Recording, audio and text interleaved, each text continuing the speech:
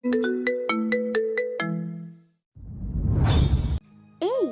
শোনো না, ভালোবাসার নতুন নতুন গল্প পেতে আমাদের এই চ্যানেলটি সাবস্ক্রাইব করে পাশে থাকা বেল আইকনটি বাজিয়ে দেবে, কেমন? হুম হুম। আরে লাবিব স্যার, আপনি কল করবেন না? রাফাত সাহেব, আমি আজ খুব খুশি। নিলয় যা কথা দিয়েছে তা সব রেখেছে। আমি এই বিজনেসে ইনভেস্ট করতে চাই। এই নিন 20 কোটি টাকার চেক। আমার বিশ্বাস নিলয় এই শহর বদলে দেবে। রাফাত অবাক হয়ে চেকের দিকে তাকালো। কোনো নোটিশ, কোনো সাইন ছাড়াই, কোনো প্রমাণ ছাড়াই 20 কোটি টাকা ইনভেস্ট করলো লাবিব। রাফাত বুঝে গেছে ওর বস কী করতে পারে। ঠিক তখনই শোরুমে গেটের সামনে এসে দাঁড়ায় মিরাজ। মিরাজের গায়ে মলিন শার্ট আর পুরনো প্যান্ট দেখে শোরুমের চাকচিক্যর সাথে তাকে একদমই মানাচ্ছিল না। সে মুগ্ধ হয়ে শোরুমের ভেতরটা দেখছিল। সে ভেবেছিল নিলয় হয়তো ছোটোখাটো কোনো দোকানের কথা বলেছে তাকে, কিন্তু এত বড় বিজনেস দেখে ওর হাত পা কাঁপতে শুরু করে। মিরাজ ভেতরে ঢোকার চেষ্টা করতে দারোয়ান তাকে জোরে ধাক্কা দিয়ে সরিয়ে দিল। তারপর বলল, এই ফকিরের বাচ্চা, এদিকে কোথায় আসছিস? ভিক্ষা করার জায়গা না, দূরে গিয়ে দাঁড়া। এটা কি তোর বাপের ঘর নাকি? যা এখান থেকে দূর হ, কাস্টমারদের ডিস্টার্ব হবে। ওকে ভাই, আমি ভিক্ষা করতে আসিনি। আমাকে নীলুই স্যার এখানে পাঠাইছে। এই ঠিকানায় রাফাত স্যারের সাথে দেখা করতে বলেছে। আমি ওনার সাথে দেখা করার জন্যই এসেছি। দারোয়ান প্রথমে বিশ্বাস করতে চায়নি, কিন্তু মিরাজের হাতে নিলয়ের ব্যক্তিগত কার্ড দেখে সে কিছুটা দমে গেল। সে আর বাধা না দিয়ে মিরাজকে ভেতরে যাওয়ার ইশারা করে। মিরাজ ভয়ে ভয়ে হেঁটে ভিতরে আসলো। একজনকে জিজ্ঞাসা করে রাফাতের কেবিন কোথায়। ছেলেটা দেখিয়ে দেয়। মিরাজ রাফাতের কেবিনের সামনে গিয়ে দাঁড়ায়। দরজার কাছ দিয়ে সে দেখল ভেতরে দামি পোশাক পরা লাবিব সাহেব আর রাফাত কথা বলছে। সে যাবে কি যাবে না ভাবে। সে কয়েকবার ঢোক গিলে সাহস সঞ্চয় করে দরজা ঠেলে বলে, আসসালামু আলাইকুম স্যার, আমি মিরাজ, ভিতরে আসতে পারি? এ কি, কে তুমি? এখানে কিভাবে ঢুকলে? এখানে ভিক্ষা করা যাবে না, যাও। স্যার, আমি শান্তিনগর থেকে আসছি। নীলুই স্যার এই কার্ড দিয়া আপনার কাছে পাঠাইছে। রাফাত এবার মিরাজকে আপাদমস্তক দেখে নিলয়ের নির্দেশের কথা মনে করলো। এমন একটা নাম নিলয় বলে রেখেছিল তার কাছে। এছাড়া নিলয়ের কালো রঙের ব্যক্তিগত কার্ডটাও মিরাজের হাতে দেখলো। সে লাবিব সাহেবের দিকে তাকিয়ে একটু হেসে মিরাজের দিকে ফিরে বলে, আচ্ছা নিলয়, বস তোমার কথা বলেছিলেন। তোমার চাকরি এখানে হয়ে যাবে, তবে অফিসিয়াল সব ফর্ম পূরণ করতে হবে। তোমার আইডি কার্ড বা জন্ম নিবন্ধনের একটা ফটোকপি দাও। মিরাজ হঠাৎ চুপ হয়ে গেল। তার মুখটা ফ্যাকাশে হয়ে গেল। রাফাত দীর্ঘক্ষণ কোনো সাড়া না পেয়ে আবারও বলল, কি হলো মিরাজ, চুপ করে আছো কেন? ফটোকপিটা করে আনো, লিগেল ডকুমেন্ট লাগবে। আমরা কাজ শুরু করি। স্যার, আমার তো কোনো আইডি কার্ড নাই। আমার মাকে, আমার বাবাকে, তার কোনো পরিচয় আমি জানি না স্যার। আমি ওই বেশ্যাপল্লিতে জন্মানো এক দারুস ছেলে। পরিচয়হীন মানুষদের তো এদেশে কোনো কাগজ থাকে না স্যার। নীলই স্যার বলেছে এখানে আসলে নাকি কাজ হবে। কথাটা শুনে লাবিব আর রাফাত দুজনেই স্তব্ধ হয়ে গেল। এই সত্যটা তাদের মনের ভেতর নাড়া দিতে বাধ্য। রাফাত তৎক্ষণাৎ নিলয়কে কল দেয়। নিলয় ফোন রিসিভ করে। বস, মিরাজ নামের সেই ছেলেটা এসেছে, কিন্তু ওর তো কোনো ন্যাশনাল আইডি কার্ড নেই। অফিসিয়াল প্রসিডিওরে তো ঝামেলা হবে। আরেকটা খবর, লাবিব সাহেব 20 কোটি টাকা ইনভেস্ট করেছে। বাহ, লাবিব তো দেখি কথা রাখতে বেশ পটু। তবে রাফাত, যার নিজের কোনো পরিচয় নেই, তার পরিচয় হবে আমার এই প্রতিষ্ঠান। ওর কোনো কাগজের দরকার নেই। আমার নির্দেশে ওকে কাজে জয়েন করাও। ওর থাকার ব্যবস্থা আমাদের স্টাফ বিল্ডিংয়ে করো। আর লাবিব সাহেবকে বলো এই টাকার প্রতিটি হিসেব সময় মতো পেয়ে যাবে। নিলয় ফোনটা কেটে দেওয়ার সাথে সাথেই তার ফোনে স্ক্রিনে ভেসে উঠল অরণ্যার নাম। সে কিছুটা অবাক হলো। অরণ্যার সাথে এই মুহূর্তে কথা মানেই অনেক প্রশ্ন, তবু সে রিসিভ করে। হ্যালো নিলয়, তোমাকে বলেছিলাম না বাবা অসুস্থ? আমার বাবার জ্ঞান ফিরেছে। আরেকটা কথা, বাবাকে তোমার কথা বলেছিলাম। বাবা তোমার সাথে কিন্তু দেখা করতে চেয়েছে। হাসপাতালে এসে দেখা করবে। উনি তোমার সাথে দেখা না করে নাকি শান্ত হতে পারছে না। উনি ফোনে তোমার সাথে কথা বলবেন। নাও ধরো। ফোনটা আলতাফ চৌধুরীর হাতে দেওয়া হলো। তার গলার স্বর দুর্বল হলো। সুন্দর করে কথা বলে, আসসালামু আলাইকুম স্যার, কেমন আছেন? ভালো আছি এখন।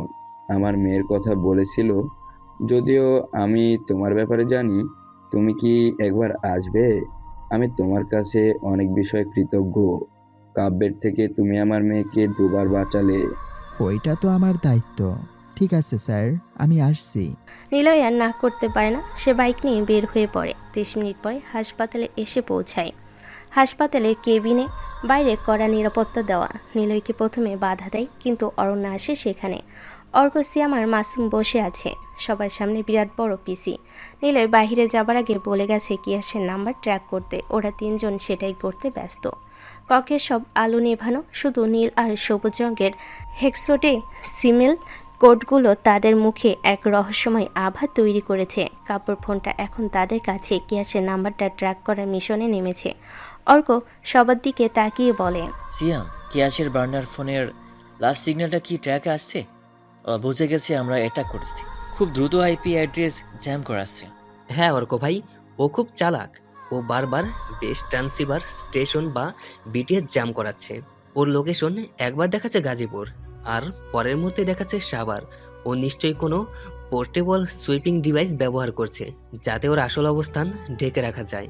মাসুম, ওর ফোনের আইএমআই নাম্বার দিয়ে সরাসরি স্যাটেলাইট গেটওয়েতে হিট কর। যতই ভার্চুয়াল প্রক্সি ব্যবহার করুক, ওর ফোনের ফিজিক্যাল হার্ডওয়্যার সিগন্যাল ওকে ধোঁকা দিতে পারবে না।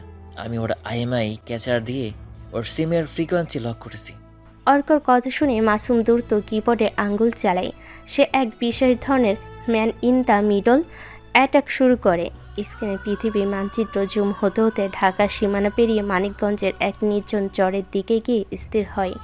অর্ক গভীর মনোযোগ দিয়ে স্ক্রিনের দিকে তাকিয়ে থাকে। সে কিয়াসের ফোনের অপারেটিং সিস্টেমের একটা দুর্বলতা খুঁজে বের করে সেখানে একটা পেলোডি ইনজেক্ট করে দেয়। পেয়েছি অর্ক ভাই। ও ঢাকা শহরে একমাত্র বাইরে মানিকগঞ্জের একটা পরিত্যক্ত কোল্ড স্টোরেজের ভেতরে লুকিয়ে আছে। ওর ফোন থেকে এখন একটা ডাটা প্যাকেট লিক আছে। আমি ওর ফোনের ব্যাকডোর খুলে নিয়েছি। এখন ওর ফোনের গ্যালারি, কন্ট্যাক্ট, এমনকি ওর লাইভ অডিও আমরা শুনতে পাচ্ছি। ও এখন ফারান নামের কারোর সাথে কথা বলছো। চমৎকার। ওর ফোনে একটা ট্রোজান ভাইরাস পার্মানেন্টলি ইনজেক্ট কর, যাতে ও ফোন অফ করলেও আমাদের কাছে পজিশন পাঠাতে থাকে। আমাদের কাজ শেষ। মাস্টারকে এখন খাবারটা দিতে হবে। এই কুত্তার বাচ্চার আয়ু আর মাত্র কয়েক ঘন্টা। ওদিকে নিলয়কে অরণ্যা দেখা মাত্রই সে মুখটা বাংলার পাঁচের মতো ভাব করে এগিয়ে আসে। নিলয়কে বলে, বাহ নিলয় বাবু, আপনার তো দেখা পাওয়ারই ভার। আমি কখন ফোন দিলাম আর আপনি কতক্ষণ পরে আসলেন? আপনি কি নিজেকে এই শহরের সবচাইতে বিজি পার্সন ভাবছেন না কি? তা কি কি করেন শুনি তো। আরে অরণ্যা, এভাবে কথা শুরু করলে তো আমি এখনই বাইক ঘুরিয়ে চলে যাব। এই ঢাকা শহরের ট্রাফিক জ্যাম কি আমার হাতের মুঠোয়? আর তাছাড়া আমি তো আর বেকার বসে নেই, বিজনেস শুরু করেছি। বাপরে, কি বিজনেসম্যান আমার! আপনি জানেন বাবা আপনার জন্য কতক্ষণ ধরে অপেক্ষা করছেন? আমার জন্য অপেক্ষা করার কি আছে? মেয়ে জামাই বানিয়ে ফেললো নাকি মনে মনে? চলুন ভেতরে যাই, দেখি আপনার মহামান্য বাবা কি আদেশ করেন।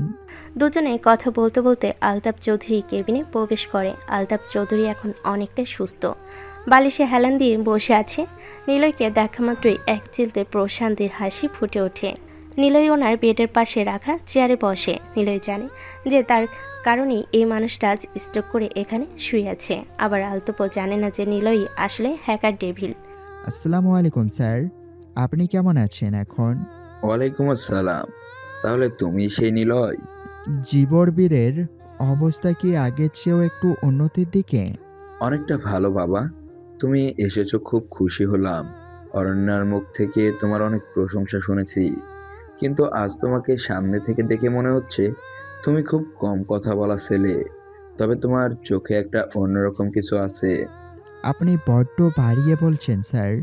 আমি তো অতি সাধারণ এক ছেলে, ব্যাংক থেকে লোন নিয়ে সবে বিজনেস শুরু করেছি। তবে দুনিয়াটা এখন অনেক জটিল হয়ে গেছে স্যার। মানুষ ভাবে সে অনেক ক্ষমতাবান, সে অনেক ক্ষমতাশীল, তার চারপাশে অনেক পাহারাদার, কিন্তু একটা অদৃশ্য কিছু বা একটা ছোট্ট ভুল তার পুরো সাম্রাজ্য তাসের ঘরের মতো ধুলোয় মিশিয়ে দিতে পারে। নিলয়ের গভীর কথা শুনে আলতাফ চৌধুরী অবাক হয়ে যায়। তিনি বুঝতে পারেন এই ছেলেটার মেধা আর চিন্তা ভাবনা সাধারণ ছেলেদের মতো নয়। তুমি ঠিকই বলছো বাবা, ক্ষমতা আসলে একটা চোখের মরিচিকা। আমি যখন সুস্থ ছিলাম তখন ভাবতাম আমার উপর কেউ নেই, আমি সব নিয়ন্ত্রণ করি। কিন্তু আজ এই হাসপাতালের বিছানায় শুয়ে বুঝেছি মানুষের হাতে আসলে কতটুকু ছোট। আচ্ছা নিলয়, তোমাকে দেখে আজ একটা কথা খুব মনে হচ্ছে। এই যে এত ক্ষমতা, এত বিত্ত বৈভব, আমি এক জীবন গড়েছি। আজ এই সাদা চাদরের বিছানায় শুয়ে মনে হচ্ছে এর সবটাই অর্থহীন। জীবনটা আসলে খুব ঠুনকো, তাই না? নিলয় আলতাপের মুখের দিকে তাকালো।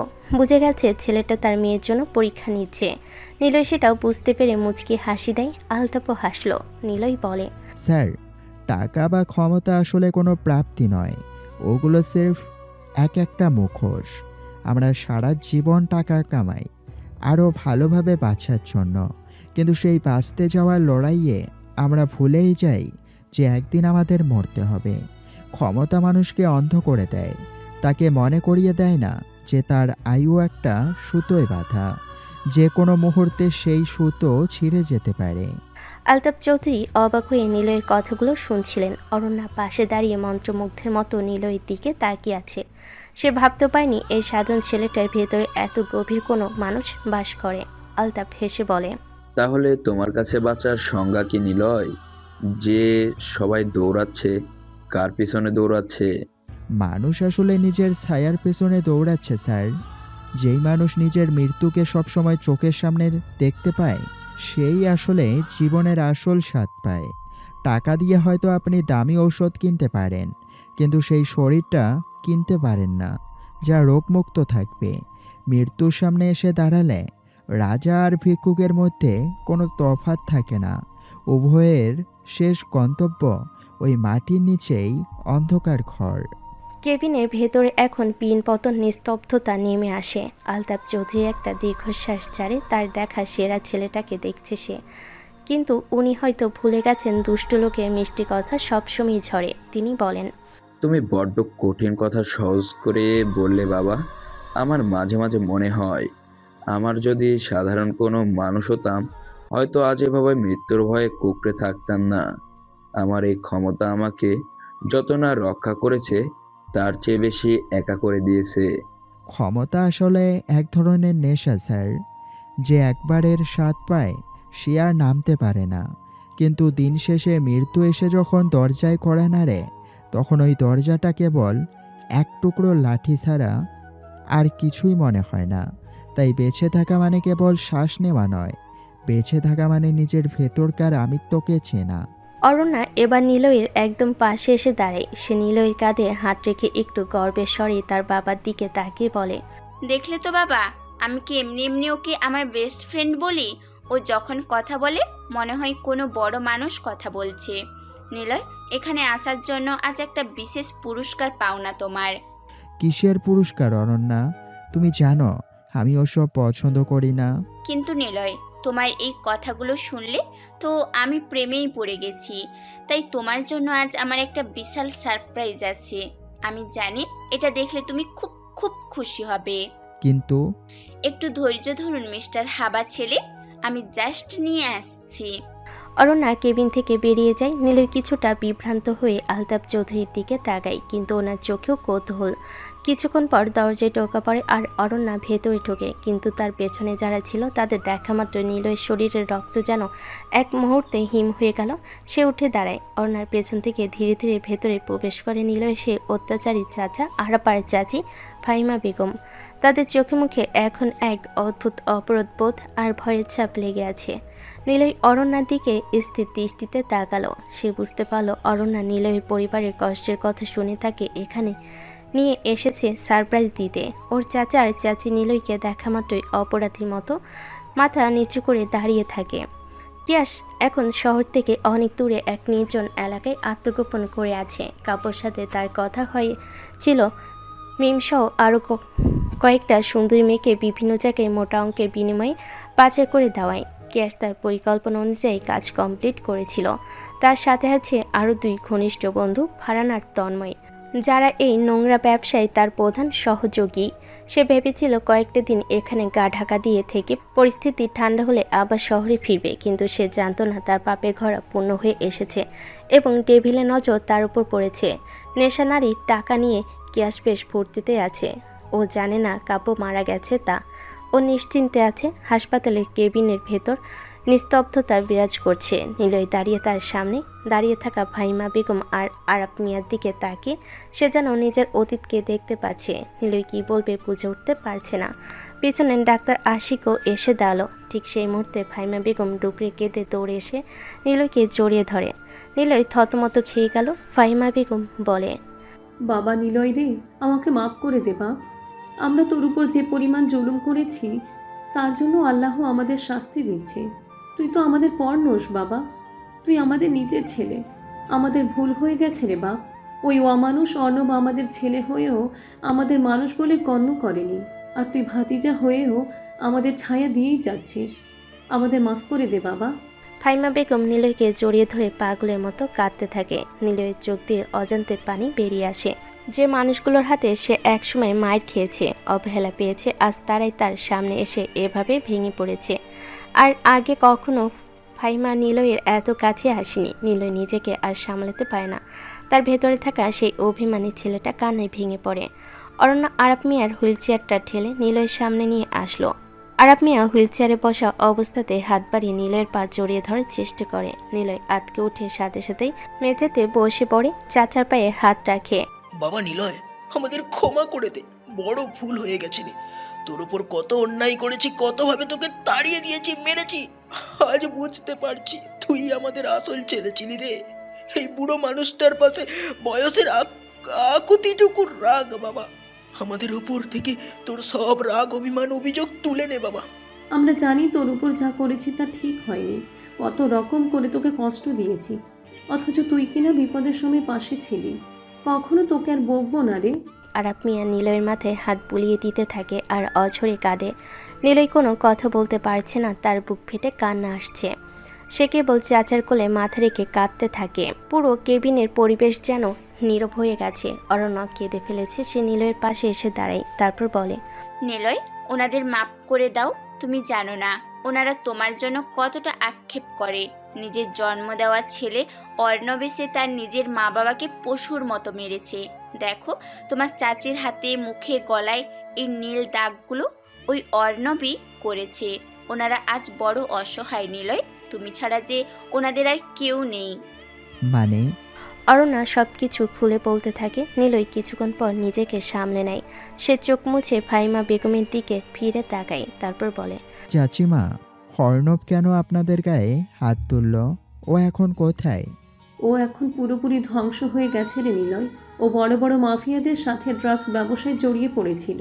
কাব্যসহ আর কার না কার কাছে নাকি ও 4 কোটি টাকা দেনা করেছে। সেই টাকা শোধ করার জন্য ও তোর জমি আর ঘরবাড়ি বিক্রি করতে চায়। আমরা বাধা দিয়েছিলাম বলে ও আমাদের উপর লাঠি চালিয়েছে, মেরেছে, লাথিও মেরেছে আমাকে।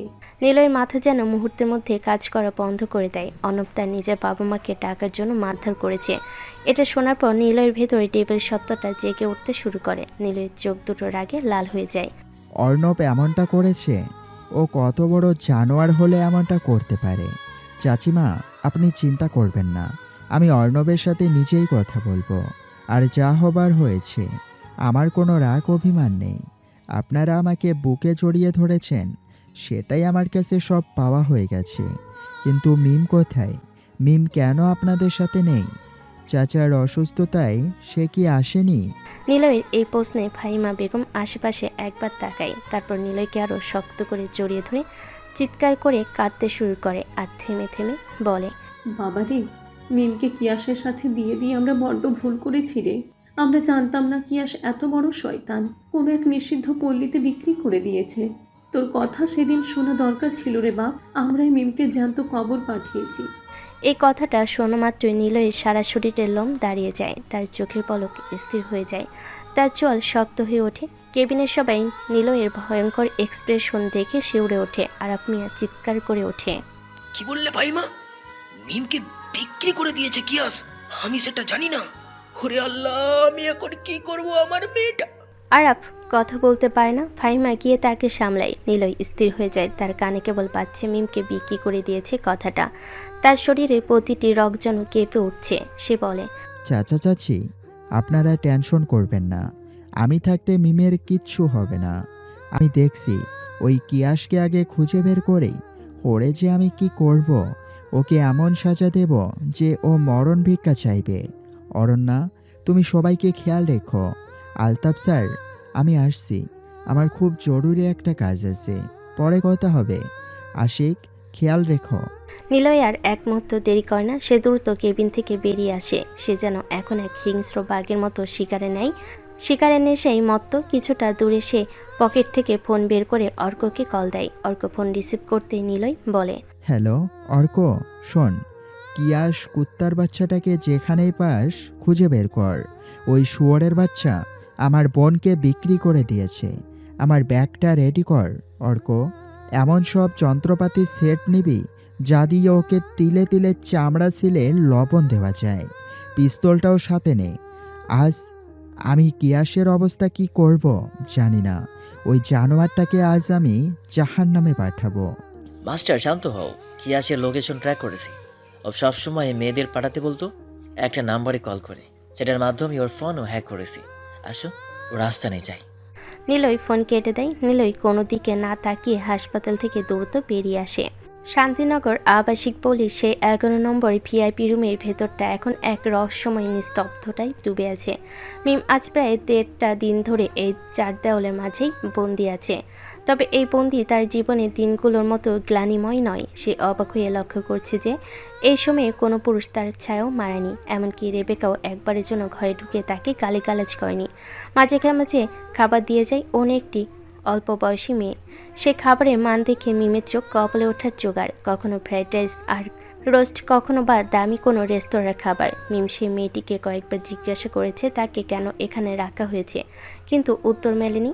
মেয়েটি শুধু মাথা নিচু করে বলেছে, রেবেকা আপা কড়া নির্দেশ দিয়ে রাখছে আপনি এখানেই থাকবেন, আপনার যাতে কোনো অসুবিধা না হয় সেদিকে খেয়াল রাখতে বলেছে। মিম জানালার গ্রিল ধরে বাইরে ধূসর আকাশের দিকে তাকিয়ে ভাবে, হঠাৎ রেবেকার মনে কিসের দয় হলো এই পলিতে যেখানে টাকার জন্য মানুষের চামড়া খুলে বেচা হয়, সেখানে এমন আবদার কেন?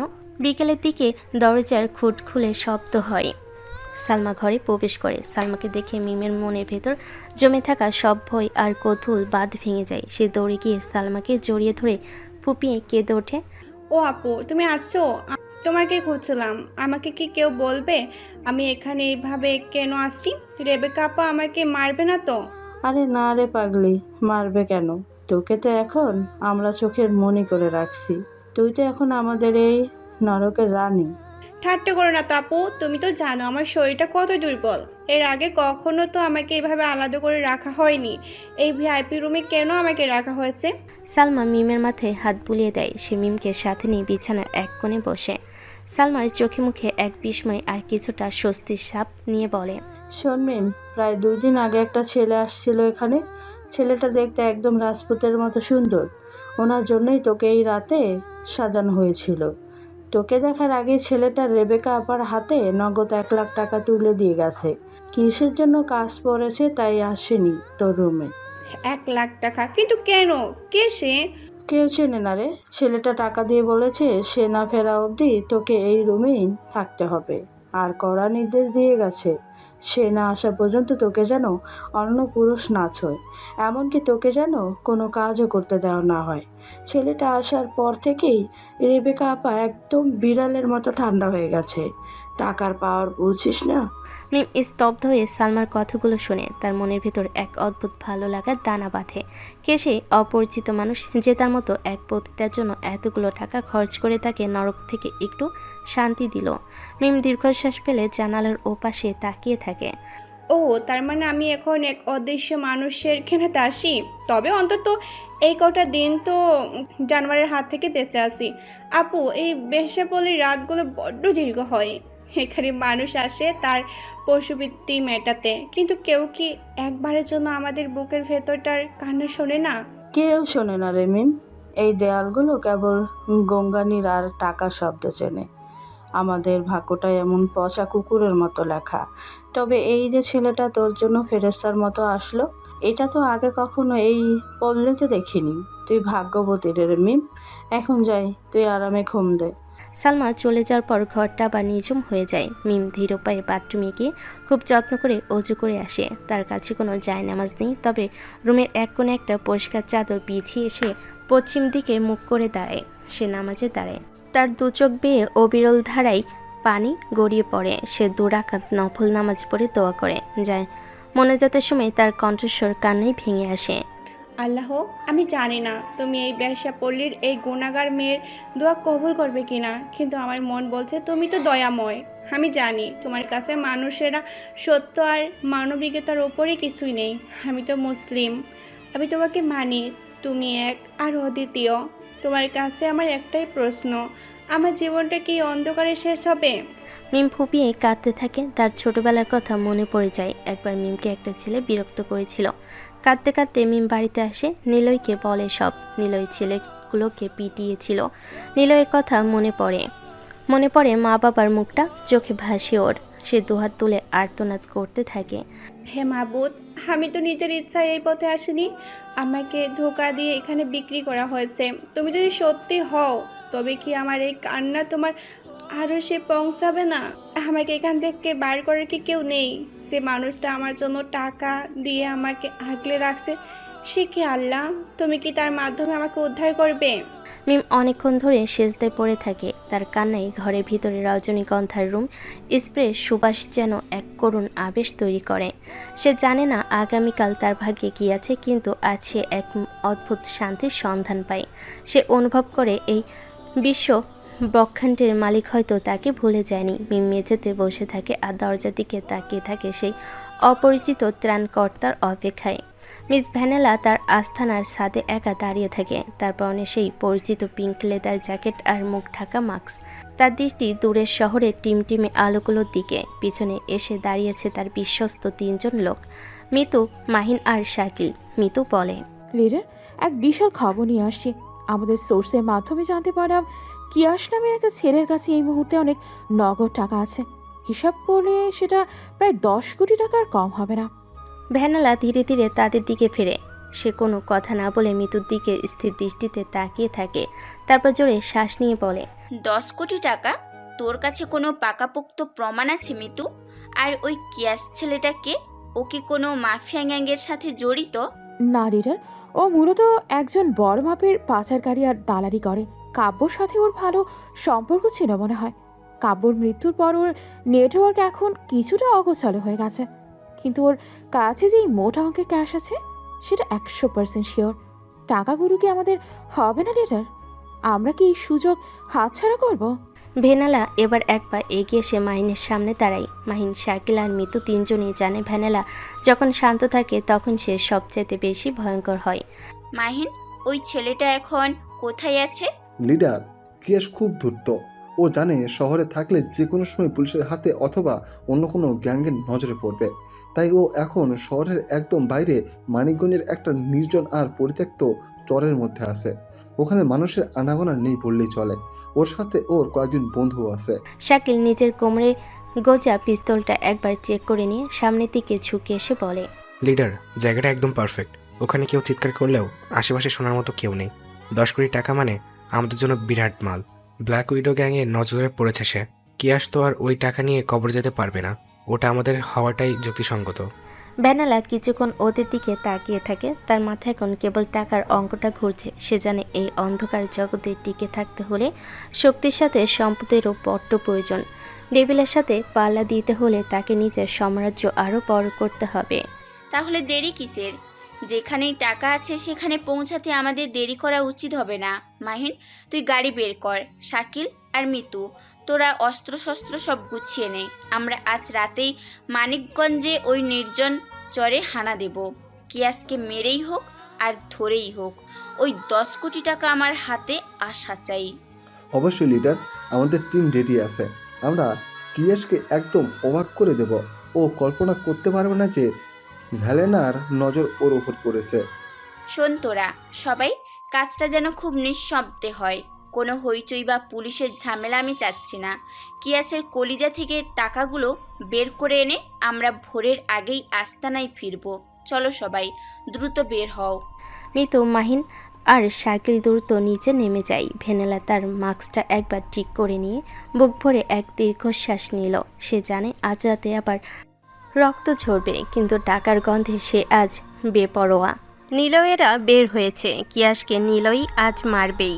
নিলয়, অর্ক আর সিয়াম যখন তড়িঘড়ি করে কিয়াসের লোকেশন ট্র্যাক করেছে মানিকগঞ্জের দিকে রওনা দিতে যাবে, ঠিক তখনই গেটের সামনে এসে দাঁড়ায় অর্ণব। অর্ণবের চোখ মুখ লাল, নেশার ঘোরে সে টলছে। নিলয়কে দেখা মাত্রই সে রেগে এগিয়ে আসে। নিলয় কিছু বুঝে ওঠার আগেই অর্ণব তার গলা চেপে ধরে বলে, কি রে খানকির পোলা, তুই এত টাকা কই পেয়েছিস? তুই শুনি আমার বাপের হাটের চিকিৎসা করিয়েছিস। আমার মা আর বাবা তোর গুণের কীর্তন গায়। কি বশ করেছিস রে তুই ওনাদের? ওই জমির কাগজগুলো আজই আমার নামে লিখে দিবি, নয়তো টাকা দে। নিলয়, তুই এখানে কেন? তোর পিছু নিতে নিতে এখানে এসেছি। আমি জানি তুই এইখানে থাকিস। কি করিস তুই বল? কোথায় থেকে টাকা পেয়েছিস? টাকা দে আমাকে 4 কোটি টাকা সুদ করে বিজনেস করব আমি, না হয় তোর জমির দলিল দে। অর্ণব কথাগুলো বলতে বলতে নিলয়ের গালে জোরে একটা চর বসিয়ে দেয়। নিলয় স্থির হয়ে দাঁড়িয়ে থাকে। অর্ক আর মাসুম অর্ণবের দিকে এগোতে চাইলে নিলয় হাত তুলে তাদের থামিয়ে দেয়। সে একটা দীর্ঘশ্বাস ফেলে অর্ণবের চোখের দিকে তাকায়, তারপর বলে, অর্ণব ভাই, তোকে আমি কিছু বলতে চাই না। তুই আমার রক্তের সম্পর্কের ভাই না হলেও তোকে আমি বড় ভাই মেনেছি। এখন পথ ছাড়, আমার খুব জরুরি একটা কাজ আছে। মানিকগঞ্জে কিয়াস লুকিয়ে আছে। ও মিমকে বিক্রি করে দিয়েছে। ও আমাদের আদরের বোন মিমকে বিক্রি করে দিয়েছে রে। তুই কি একবারও বুঝতে পারছিস মিমের উপর দিয়ে কি যাচ্ছে? এখন সর সামনে থেকে, পরে তোর সাথে কথা হবে। অনেক হিসেবের বাকি আছে যে। নিলয় ভেবেছিল বোনের বিপদের কথা শুনে অর্ণবের ভেতরকার মানুষটা হয়তো জেগে উঠবে, সে অন্তত ভালো হবে। কিন্তু অর্ণব পৈশাচিক এক হাসি হাসল।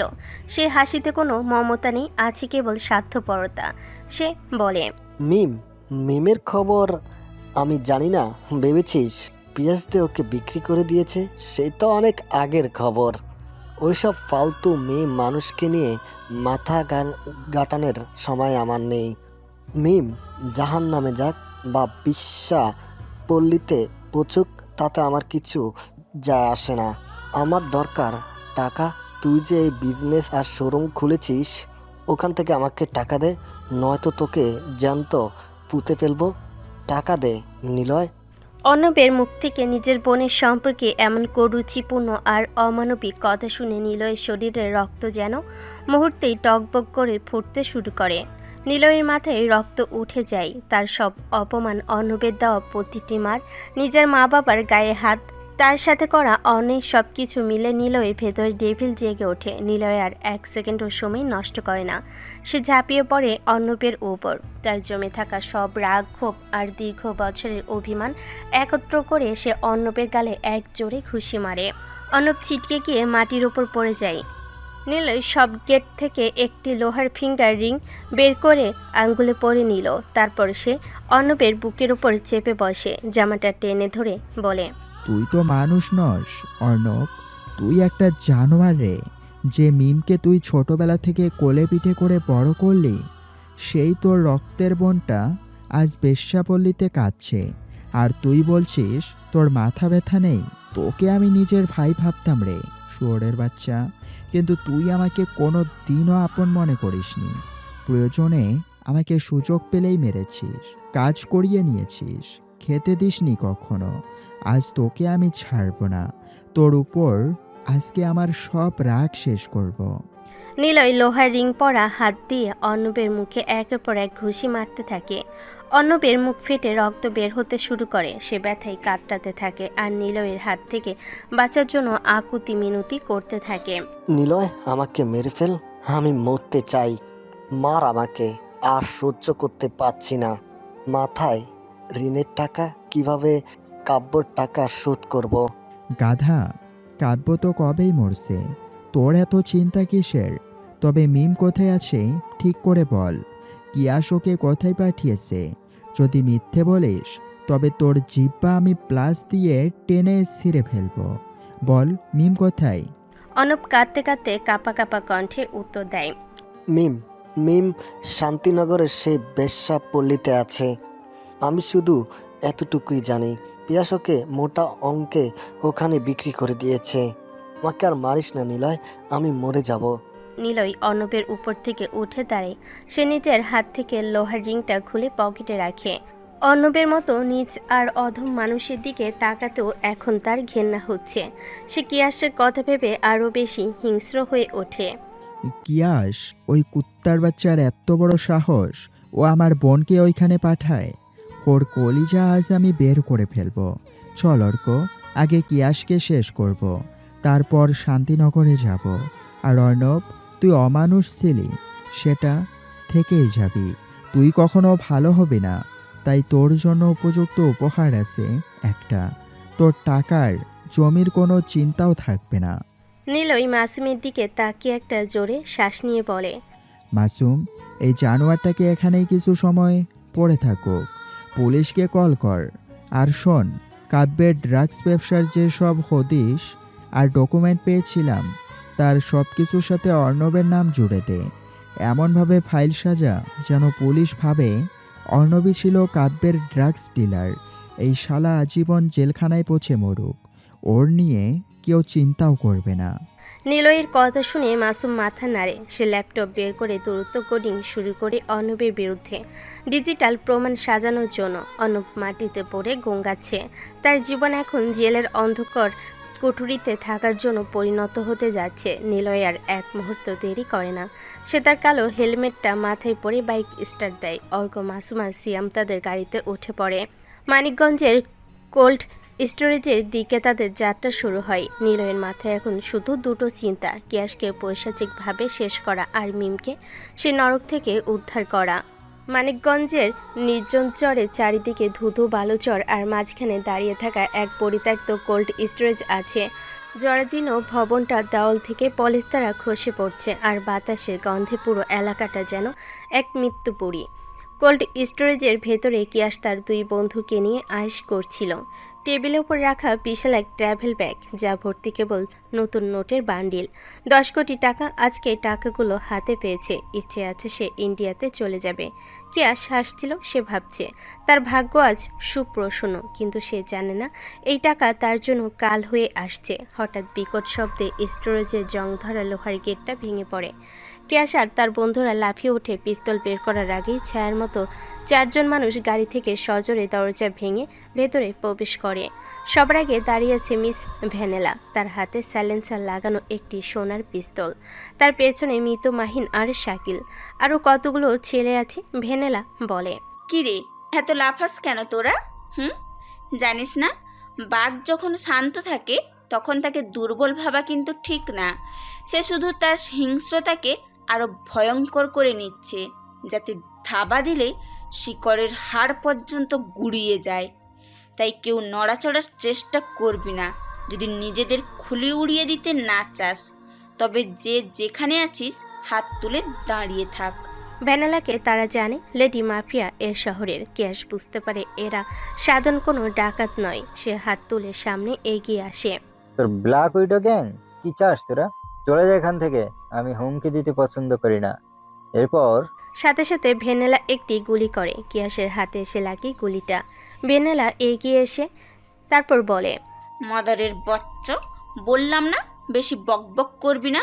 আমি ওয়ার্নিং একবারই দেই, যা যা দূরে যা। কেন আসছেন? কি চান? টাকা চাই আর তোর মৃত্যু। ওই তো ব্যাগে টাকা আছে, সব নিয়ে যান, শুধু আমাদের প্রাণ ভিক্ষা দিন, মারবেন না। ভ্যানেলা এক পৈশাচিক হাসি দিল। সে ধীরে ধীরে কিয়াসের দিকে এগিয়ে যায়। শাকিল আর মাহিন দ্রুত কিয়াসের দুই বন্ধুকে লাথি মেরে মেঝেতে ফেলে দিয়ে তাদের হাত পা বেঁধে ফেলে। ভ্যানেলা কিয়াসের সামনে গিয়ে দাঁড়ায়।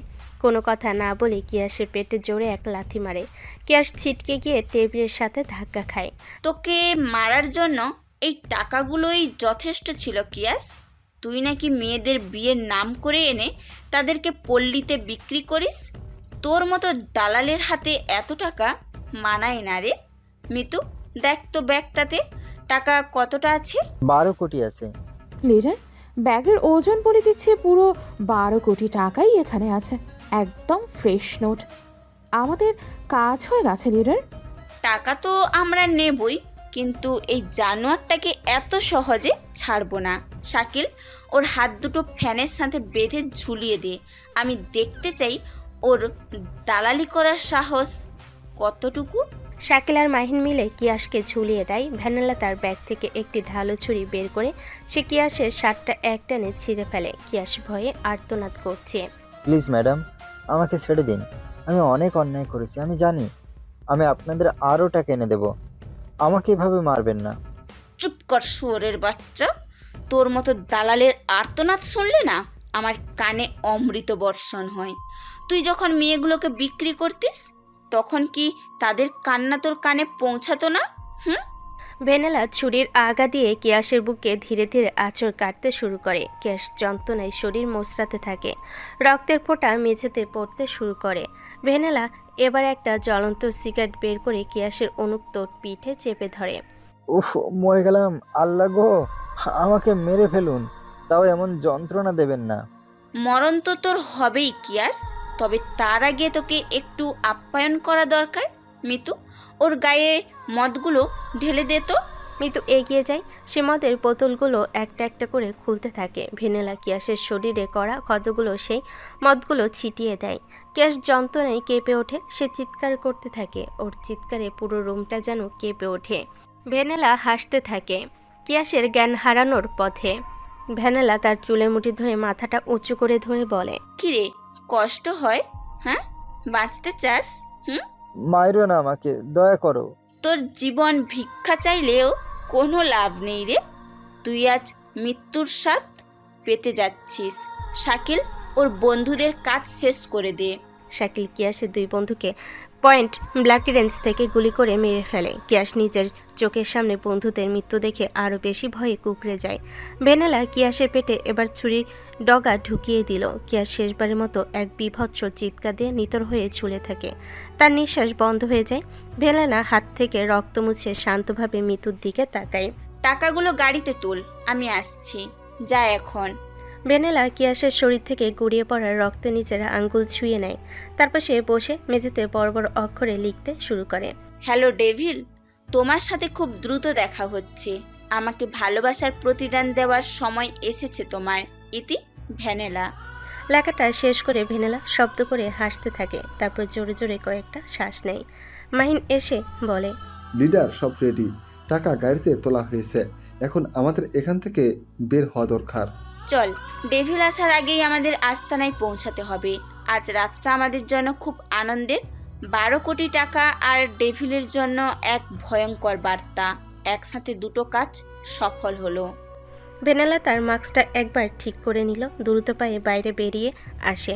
তাদের কালো জিপ গাড়িটা ঢাকার দিকে ছুটতে শুরু করে। পেছনে পড়ে থাকে কিয়াস আর তার বন্ধুদের নিথর দেহ। টিভিতে হুট করে ব্রেকিং নিউজ হিসেবে একটি খবর বারবারই প্রচারিত হচ্ছে। বনানীর থানার সামনে পুলিশের একটি বিশেষ দল অর্ণবকে হাতকড়া পরিয়ে পিজন ভ্যানে তুলছে। স্ক্রিনের নিচে লেখা উঠছে, কুখ্যাত ড্রাগস ডিলার অর্ণব গ্রেপ্তার, বিপুল পরিমাণ মাদক ব্যবসার ডিজিটাল প্রমাণ উদ্ধার। নিলয় নির্দেশে মাসুম এমনভাবে কোডিং সাজিয়েছে যে অর্ণবের ব্যক্তিগত ল্যাপটপ এবং ক্লাউড ড্রাইভ থেকে কাব্যের গত 3 বছরের সব ড্রাগস ডিলিংয়ের তথ্য স্বয়ংক্রিয়ভাবে অর্ণবের নামে পুলিশের সদর দপ্তরে ইমেলে চলে যায়। অর্ণব চিৎকার করে নিজেকে নির্দোষ দাবি করছিল, কিন্তু তার কোনো কথাই পুলিশ শোনেনি। টিভি স্ক্রিনে অর্ণবের অসহায় মুখটা দেখে হাসপাতালের কেবিনে বসে থাকা ফাহিমা বেগম কান্নায় ভেঙে পড়ে। আর আলতাফ চৌধুরী স্তম্ভিত হয়ে ভাবছিল যে এই চক্রের জাল আসলে কত গভীরে। ভালো হয়েছে, ছেলেটা ধরা পড়েছে। হ্যাঁ, জানোয়ারটা জেলেই থাকুক। নিলয়কে নিয়ে আমরা থাকবো। চলো আজ বাড়িতে ফিরি, নিলয় মিমকে আনতে গেছে।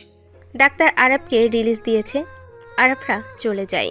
ওদিকে মানিকগঞ্জে সেই কোল্ড স্টোরেজে নিলয় আসে, সাথে সাথে অর্কদের গাড়িটাও এসে থামলো। চারিদিকটা বড্ড বেশি শান্ত। নিলয় বাইক থেকে নেমে দ্রুত পিস্তলটা বের করে সামনের দিকে এগিয়ে যায়। গেটটা ভাঙ্গা দেখতে পায় সে। ভেতরে ঢুকতেই এক ভ্যাপসা রক্তের গন্ধ তাদের নাকে এসে লাগে।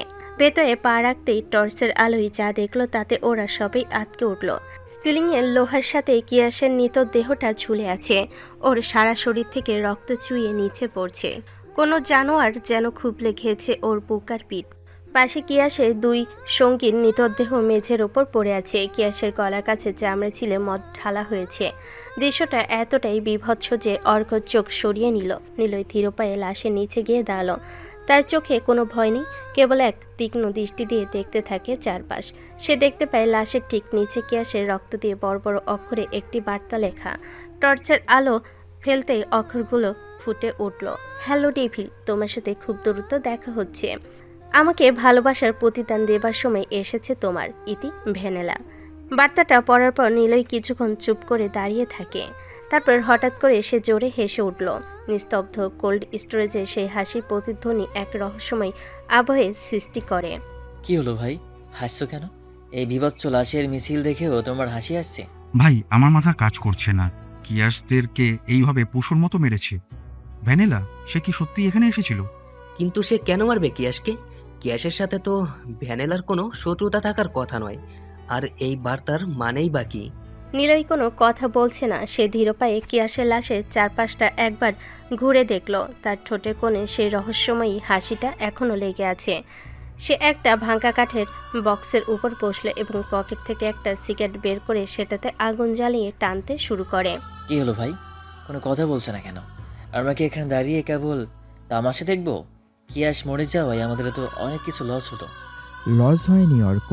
ভ্যানেলা জানতো আমি এখানে আসব, ও আমার আগেই এখানে পৌঁছাবে। এটা ওর একটা গেম ছিল। কিন্তু কিভাবে ভাই? ও কি হ্যাকার? ও কি আমাদের সার্ভার হ্যাক করেছে নাকি আমরা ওর স্পাইং করেছে? না মাসুম, সে হ্যাকার নয়, তবে সে বড্ড ধূর্ত। সে জানে আমি আসলে কে। পুকুর পাড়ে দেখা হওয়ার পর থেকেই ও আমাকে নিয়ে রিসার্চ করেছে। সে বুঝে গেছে নিলয় আর ডেভিল আসলে এক মুদ্রার এপিটোপিট। এজন্যই তো বলি, মাইন্ড গেমের শহরে বা এই অন্ধকার জগতে রাজত্ব করতে গেলে সবসময় গায়ে জোর দিয়ে হয় না, মাইন্ড গেম খেলতে হয়। এখানে রাগ করতে হয় না, ঠান্ডা মাথায় খেলা করতে হয়। রাগ করলেই ভুল হয়, যেটা আজ আমার হয়েছে। আমি রাগের মাথায় ভুল করে ফেলেছি। অর্ণবকে মারতে গিয়ে সময় নষ্ট করেছি, আর সেই সুযোগে সে ইনভাইটেশন কার্ড রেখে গেছে। আমি ওর ইনভাইটেশন গ্রহণ করলাম। মানে? পরে বোঝাবো। নিলয় উঠে দাঁড়ালো। সে নিজের পিস্তলটা বের করে, যদিও কিয়াস আগে থেকে মৃত, কিন্তু নিলয়ের ভেতরে জমে থাকা ঘৃণাটা এখনও শেষ হয়নি। মিমকে বিক্রি করার খবর শোনার পর থেকে কিয়াসকে নিজের হাতে শেষ করার যে স্বপ্নটা দেখেছিল সেটা ভ্যানেলা ছিনিয়ে নিয়েছে। সে জেনে গেছে আমি নিলয়। আমাদের জন্য সে মরণ ফাঁদ পাচ্ছে। চল, এখানে আর কাজ নেই। তবে যাবার আগে হেদের উপর রাগটা তো শেষ করেই। নিলয় পিস্তলের সেফটি লক খুলে কিয়াস আর তার সঙ্গীদের লাশের উপর লক্ষ্য স্থির করে পরপর 3টে ঠাস ঠাস করে গুলি চালায়। 3টি লাশের মাথায় 3টি বুলেট প্রবেশ করে। মৃতদেহগুলো গুলি খেয়ে কেঁপে উঠল। নিলয় এক অন্যরকম তৃপ্তি পায়। যদিও ওরা মরে গেছে, তবু এই গুলির শব্দে নিলয় যেন তার মিমের কান্নার প্রতিধ্বনিটা একটু প্রমোষিত করে। সে পিস্তলটা হোল স্টোরে গুজে বলল, অর্ক, এখন থেকে আর কোনো দয়া নয়। ভ্যানেলা যখন খেলাটা শুরুই করেছে, তখন আমি শেষটা করব। ভ্যানেলার যতগুলো ব্যাঙ্ক অ্যাকাউন্ট আর অফশোর অ্যাকাউন্ট আছে, সবগুলোতে আজ রাত বড় ধরনের ডিডিওস আর ইনজেকশন অ্যাটাক দে। ওর সাম্রাজ্যের মেরুদণ্ড আগে ভেঙে দেব। সে একবার হ্যাকড হলে তার সাথে খেলতে বেশ ভালোই লাগবে। সে টাকা চায় না, আমি তাকে দেউলিয়া করেই ছাড়ব। ঠিক আছে ভাই, আজ রাতেই ওর সব সার্ভার ডাউন করে দেব। আমাদের ট্যালেন্টও এখনো দেখেনি। নিলয় ঘুরে দাঁড়ালো। সে জানে মিম এখন শান্তিনগরে আছে। সে ধীর পায়ে স্টোরেজের বাইরে বেরিয়ে এলো। খোলা আকাশের নিচে দাঁড়িয়ে যেন বাতাসে ভ্যানোলার সুগন্ধি অনুভব করতে পারছে। ভ্যানেলা, তুমি বড্ড ভুল করেছ। ডেভিলের সাথে প্রেমে পড়া যায়, কিন্তু শত্রুতা করা যায় না। তৈরি থেকো তোমার সাম্রাজ্যের পতন দেখার জন্য। নিলয় বাইক স্টার্ট দিল। 4 জন একসাথে মানিকগঞ্জের এলাকা ছেড়ে ঢাকার উদ্দেশ্যে রওনা দিল। হাসপাতালে নিলয় এসেছে। সে সরাসরি আলতাফ চৌধুরী কেবিনের ভেতর প্রবেশ করল। আলতাফ চৌধুরী তখন বসে পত্রিকা পড়ছে। আজকে তার রিলিজ দেবার কথা। হঠাৎ করে পায়ের শব্দ শুনতে পাই। তাকিয়ে তাকিয়ে নিলয় এসেছে। নিলয়কে দেখে তিনি একটু অবাক হলেও হাসি মুখে অভ্যর্থনা জানালো। আরে নিলয়, তুমি আবার আসলে? তোমার চাচা চাচি তো আজকে চলে গেছে, কোনো দরকার ছিল? স্যার, অরণ্যা আমাকে পাঠালো। ও বলল আপনার এখানে আর থাকা ঠিক হবে না। ও শহরের বাইরে একটা বিশেষ জায়গায় আমাদের সবার জন্য থাকার ব্যবস্থা করেছে। ওখানেই আপনার বাকি চিকিৎসা বা বিশ্রাম হবে। গাড়ি নিচে দাঁড়িয়ে আছে, আমি আপনাকে নিতে এসেছি। আলতাফ চৌধুরী কিছুক্ষণ নিলয়ের চোখের দিকে তাকিয়ে থাকে। তিনি এই ছেলেটিকে বিশ্বাস করে। অরণ্যার পছন্দের মানুষ হিসাবে নিলয়ের ওপর তার এক ধরনের অগাধ আস্থা তৈরি হয়েছে। তিনি কোনো প্রশ্ন না করেই উঠে দাঁড়ালো। অরণ্যা যখন পাঠিয়েছে তখন নিশ্চয়ই কোনো কারণ আছে। চলো বাবা, এই হাসপাতালের চার দেয়ালে আমার আর সহ্য হচ্ছে না। নিলয় সাবধানে আলতাফ চৌধুরীকে নিয়ে হাসপাতাল থেকে বেরিয়ে আসে। নিজের একটা গাড়িতে ওনাকে বসিয়ে সে নিজে ড্রাইভ করতে শুরু করে। ওদিকে ঘণ্টাখানেক পর অরণ্যা কিছু ফল আর বাবার প্রিয় খাবার নিয়ে হাসপাতালে কেবিনে ঢুকে। কিন্তু কেবিনে ঢুকে সে স্তম্ভিত হয়ে যায়। বিছানা একদম খালি, নার্সরা সেখানে চাদর গোছাচ্ছে আর অরণ্যের বুকটা ধক করে ওঠে। নার্স, আমার বাবা কোথায়? ওনাকে কি অন্য কোথাও শিফট করা হয়েছে? ম্যাম, নীলা নামের ছেলেটা এসে ওনাকে নিয়ে গেছে। সে জানালো আপনি নাকি নির্দেশ দিয়েছেন ওনাকে নিয়ে যেতে। রিলিজ স্লিপটাও নেয়নি।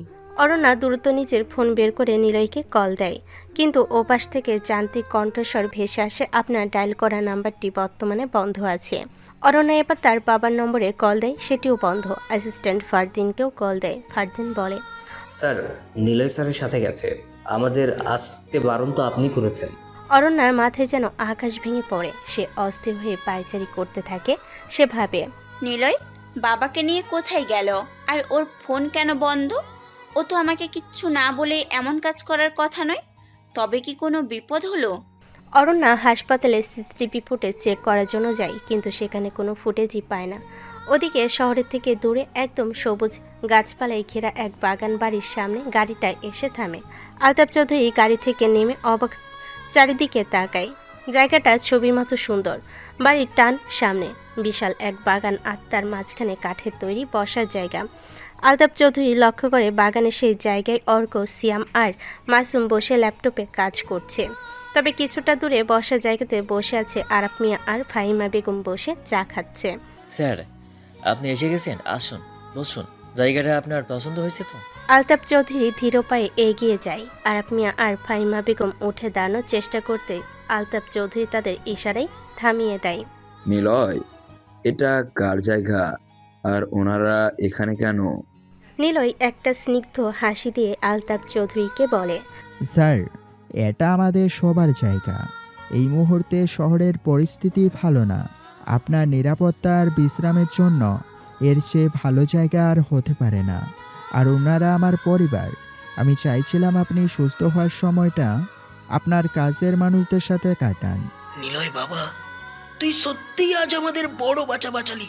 এই মানুষটার সাথে আমাদের বসিয়ে তুই যে সম্মান দিলি, তা আমরা কোনোদিনও শোধ করতে পারবো না রে বাবা, কোনোদিনও না।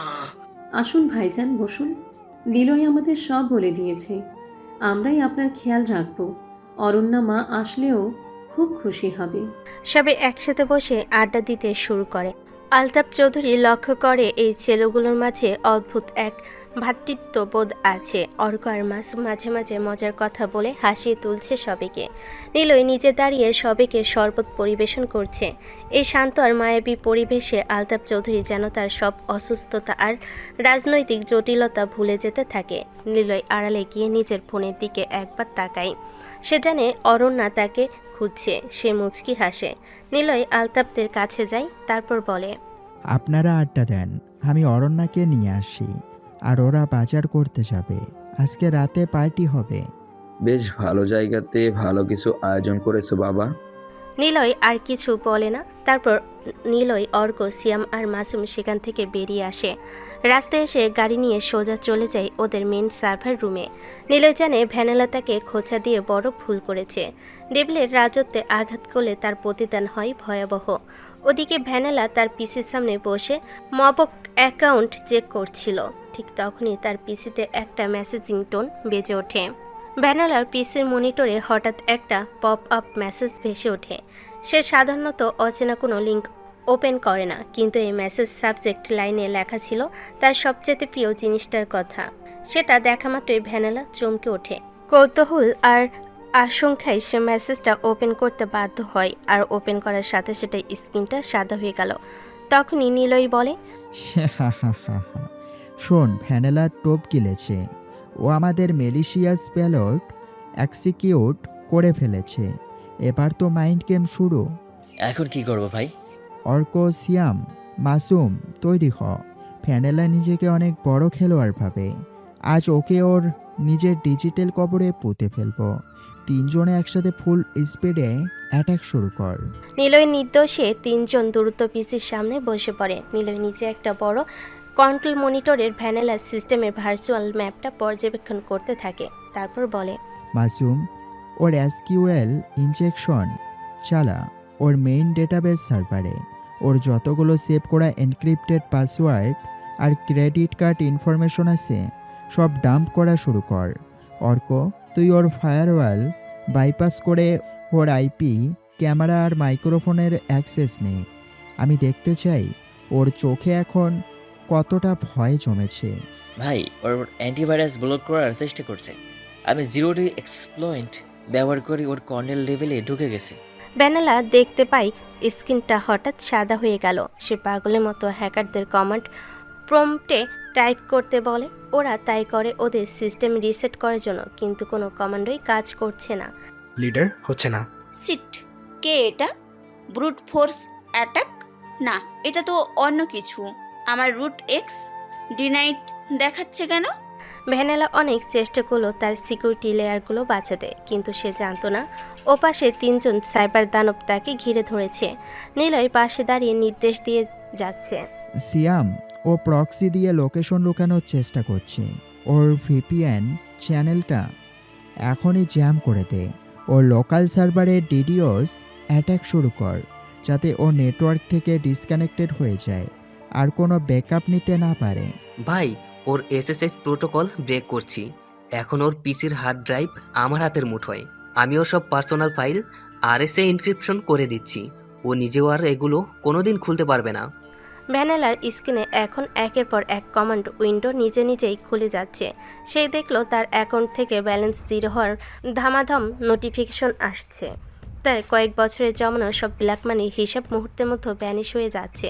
সে চিৎকার করে নিজের পিসিটা অফ করার চেষ্টা করলো, কিন্তু নিলয়দের কোডিং ওর হার্ডওয়্যারকে জ্যাম করে দিয়েছে। নিলয় ভাই, কাজ 95% শেষ। ওর মেল সার্ভারের পাসওয়ার্ড ক্র্যাক করেছে। ওর যতগুলো আন্ডারগ্রাউন্ড অ্যাকাউন্ট আর ডার্ক ওয়েব মানি ছিল সব এখন আমাদের কন্ট্রোলে।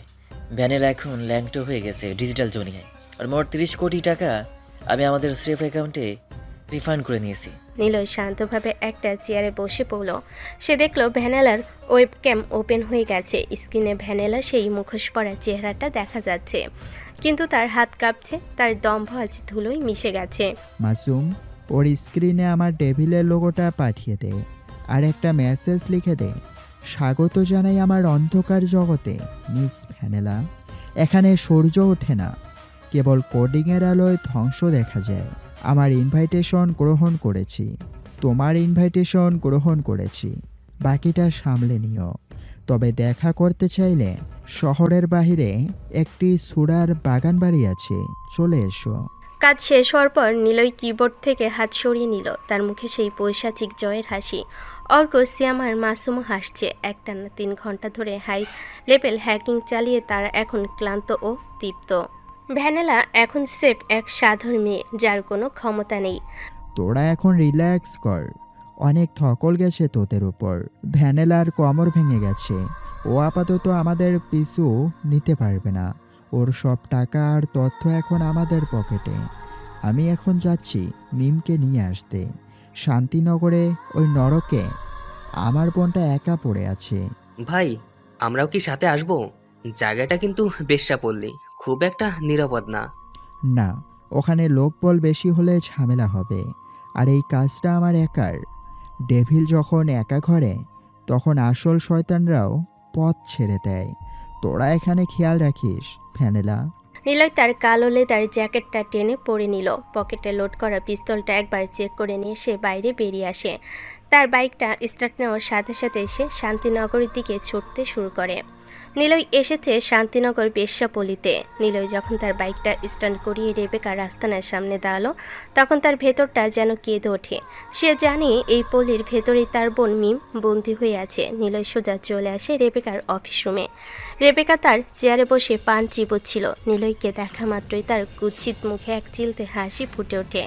নিলয়ের মতো ভিআইপি কাস্টমার এই পল্লীতে সচরাচর আসে না, যার এক ইশারায় লাখ টাকা ঝরে পড়ে। তাকে খাতির না করা মানে নিজের পায়ে নিজেই কোড়াল মারা। আরে স্যার যে আসুন আসুন, আমি তো ভাবছিলাম আপনি হয়তো আমাদের এই গরিবের আস্তানা ভুলে গেছেন। আগের দিন তো মেয়েটাকে দেখার আগেই টাকা দিয়ে চলে গেলেন, আজ কি তবে পূর্ণিমা দেখার শখ হয়েছে? নিলয় অত্যন্ত শান্তভাবে রেবেকার দিকে তাকাই। তার চোখ দুটো স্থির হয়ে আছে। সে 10,000 টাকা বাড়িয়ে দেয়। রেবেকার সাথে সাথে টাকাটা নিজের কাছে নিয়ে নিল। তারপর নিলয় বলে, হ্যাঁ এসেছি, একটু বিজনেস নিয়ে বিজি হয়ে গেছিলাম, আজকে এসেছি সময় কাটানোর জন্য। বাহ, ভালো বলছেন স্যার। আপনার জন্য মেয়েটা এখনও সেই রুমেই বসে আছে, যেমনটা আপনি বলেছেন তেমনটাই আছে। কোনো পুরুষ মেয়েটাকে এখনও ছোঁয়নি সেদিনের পর। ওকে, কিন্তু আমি আসলে নিলয় থেমে যায়। রেবেকা কখনো তাকে সরাসরি কিছু বলবে না, কারণ তার ধান্দা বন্ধ হবে। নিলয় বুঝতে পারে রেবেকা সহজে মুখ খুলবে না। সে ঠিক করে আজ সে নিজেই সবটা দেখে নেবে। সে আগের দিন যে মেয়েটির জন্য টাকা দিয়ে গিয়েছিল তার কাছে যাওয়ার সিদ্ধান্ত নেয়। জি স্যার, বলুন কি সেবা করতে পারি? ঠিক আছে, আমি ওই রুমেই যাব। সে কি তৈরি? চিন্তা করবেন না স্যার, একটু সময় দিন, সব রেডি করে দিচ্ছি। ওই সালমা, কই রে, এদিকে আয়। রেবেকা সাথে সাথে সালমাকে চিৎকার করে ডাক দেয়। সালমা দৌড়ে আসে। রেবেকার কর্কশ স্বরে নির্দেশ দেয় সালমাকে, সালমা যা ওই পিয়াকে জলদি সাজিয়ে দে, স্যার এসেছেন, একদম যেন কোনো খামতি না থাকে। যা, স্যার যেন পাগল হয়ে যায়। সালমা দ্রুত পায়ে 11 নম্বর রুমের দিকে এগিয়ে যায়। তার মনটা আজ বড্ড ভার হয়ে গেল। মিমের মতো একটা মেয়েকে এই পচা ডোবায় নামাতে হচ্ছে ভেবে তার নিজের জীবনের পুরনো ক্ষতগুলো ঠাটিয়ে ওঠে বারবার। সে রুমে ঢুকে দেখে মিম জানালার গ্রিল ধরে বাইরে তাকিয়ে আছে। মিম রে। মিম চমকে পেছনে তাকায়। সালমাকে দেখে তার বুকটা ধক করে ওঠে। সালমার ফ্যাকাশি মুখ দেখে মিম সব বুঝে নেয়। কি হয়েছে আপু?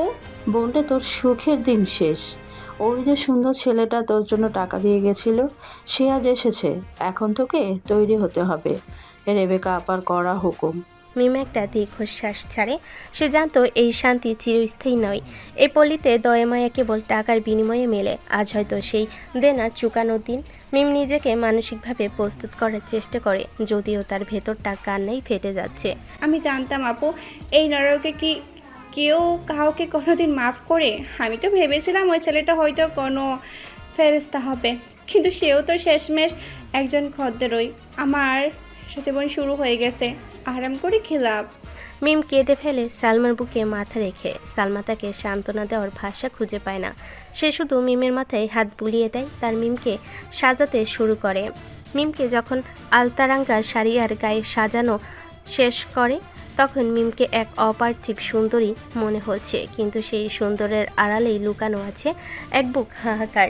সালমা ঘর থেকে বেরিয়ে এসে রেবেকাকে ইশারা করে, তারপর নিলয়ের দিকে তাকিয়ে মাথা নিচু করে বলে, স্যার 11 নম্বর রুম রেডি, আপনি যেতে পারেন। নিলয় ধীর পায়ে সিঁড়ি দিয়ে হাঁটতে থাকে। চারপাশে নজর ওর। মিমের মতো দেখতে কেউ নেই। কিছু সময় পর সে ওই রুমের সামনে আসলো। রুমের দরজার সামনে দাঁড়িয়ে সে জোরে একটা শ্বাস নেয়। তার হাত কাঁপছে। সে জানে না মিমকে এখানে পাবে কিনা। না পেলে সব ধ্বংস করে দেবে। নিলয় ঘরে ঢুকে। ঘরটা মায়াবী নীল আলোয় সাজানো। মাঝখানে বিছানার উপর মিম মাথা নিচু করে বসে আছে। ঠিকভাবে মিমের মুখটা দেখা যাচ্ছে না। মিম ভাবছে এই লোক যে আজ তার সবটুকু কেড়ে নিবে। সে স্থির হয়ে বসে থাকে। নিলয় ঘরে ঢুকে দরজার পাশে দাঁড়িয়ে থাকে। সে নিজেকে সামলে নিয়ে খুব নিচু স্বরে বলতে শুরু করে, দেখুন মিস, আমি জানি আপনি হয়তো ভাবছেন আমি এখানে আপনার সাথে সময় কাটাতে এসেছি, কিন্তু আসলে আমি এখানে এসেছি একটি বিশেষ কাজে। আপনার কাছে আমার কিছু তথ্য দরকার। আপনি ভয় পাবেন না, রেবেকা কিচ্ছু জানবে না। আমি আসলে মিম নামের আমার এক ছোট বোনকে খুঁজছিলাম। আপনি কি কখনো এই নামের কাউকে দেখেছেন এখানে? এই চিরচেনা কণ্ঠস্বরটি মিমের কানে পৌঁছানো মাত্রই তার সারা শরীরে এক বিদ্যুৎ খেলে যায়। এই গলাস্বর সে হাজার লোকের ভিড়ের মাঝেও চিনতে পারে। মিম মাথা তুলে তাকায়। সামনে দাঁড়িয়ে থাকা মানুষটিকে দেখে তার চোখের পলক পড়ে না। নিলয় ভাইয়া। নিলয়ও চমকে ওঠে। মিমের কণ্ঠ শুনে সে যেন প্রাণ ফিরে পায়। মিম বিছানা থেকে লাফিয়ে নেমে দৌড়ে গিয়ে নিলয়কে জড়িয়ে ধরে। সে নিলয়ের বুকের মাঝে মুখ লুকিয়ে অঝরে কাঁদতে থাকে। নিলয়ও আর নিজেকে ধরে রাখতে পারে না। তার দু চোখ বেয়ে অবিরল ধারায় পানি পড়তে থাকে। সে তার বোনকে এই পোশাকে এই জায়গায় দেখবে তার স্বপ্নও ভাবিনি। ভাইয়া তুমি এসেছো, তুমি ঠিক আমাকে খুঁজে বের করেছো ভাইয়া। আমি জানতাম তুমি আসবে, আমাকে মাফ করে দাও ভাইয়া। আমি তোমার কথা শুনিনি, আমি অনেক বেয়াদবি করেছি। কেয়া সেই কথা শুনে আমি আজ এই পচা গলায় পড়েছি। আমাকে বাঁচাও ভাইয়া, আমাকে এখান থেকে নিয়ে চলো। নিলয় মিমকে নিজের দু হাতে আগলে ধরে। সে মিমের মাথায় হাত বুলিয়ে দেয়। চুপ কর বোন আমার, সব ঠিক হয়ে যাবে। আমি তো আছি, তোকে আর কেউ ছোঁয়ার সাহসও পাবে না। আমি তোকে এইখান থেকে বের করে নিয়ে যাব। মাফ তো আমি তোর কাছে চাইছি মিম। আমি ভাই হয়ে তোকে রক্ষা করতে পারিনি, আমাকে ক্ষমা করিস বোন। দুজনেই অনেকক্ষণ ধরে কাঁদে। কিছুক্ষণ পর নিলয় মিমকে শান্ত করে বিছানায় বসায়। মিম নিলয়ের কাঁধে মাথা রাখে, ঠিক যেমনটা ছোটবেলায় রাখত। নিলয় মিমের চুলে বিলি কেটে দেয়। মিম ডুকরে ডুকরে কেঁদে ওঠে। তার উপর হওয়া সব নির্যাতনের কথা শুরু থেকে বলে। ভাইয়া কিয়াস মানুষ না, ও একটা জানোয়ার। ও আমাকে বিয়ে করে নিয়ে এসে একটা রুমে আটকে রেখেছিল। 3 দিন ধরে আমাকে নির্যাতন করেছে। সে তার বন্ধুদের ডেকে এনে একসাথে আমার উপর ঝাঁপিয়ে পড়েছিল। তার হিসাব নেই ভাইয়া। আমি যখন যন্ত্রণায় চিৎকার করতাম, ওরা আমার বুক চেপে ধরতো। শেষে কিয়াসে আমাকে এই রেবেকার কাছে বিক্রি করে দিল। ভাইয়া আমার শরীরের প্রতিটি রক্তবিন্দু আজ অপবিত্র। আমি যাব না ভাইয়া, কোন মুখে যাব? আমি কি আর আগের মতো ঘরে ফিরতে পারবো? সমাজকে আমাকে মেনে নিবে? মিমের কথাগুলো নিলয়ের বুকে তীরের মতো বিচ্ছে। সে অনুভব করতে পারছে তার বোনের প্রতিটি ক্ষত। নিলয়ের চোখে এখন কেবল কিয়াসের রক্ত দেখার তৃষ্ণা। সে মিমকে আরও শক্ত করে জড়িয়ে ধরে বলে, মিম, তুই সমাজ নিয়ে চিন্তা করিস না। তুই আমার বোন, তুই আমার সব। সমাজ কি বলল তাতে আমার কিচ্ছু যায় আসে না। যে হাতগুলো তোকে কষ্ট দিয়েছে সেই হাতগুলো এখন আর নেই, সবাই মরেছে। কিয়াস তোকে বিক্রি করেছিল তো, ও মরে পড়ে আছে। নিজে গুলি করেছি ওর মাথায়। তুই শান্ত হ বোন, আজ রাতটাই তোর শেষ রাত এইখানে। কাল ভোরে তুই এক নতুন আকাশ দেখবি।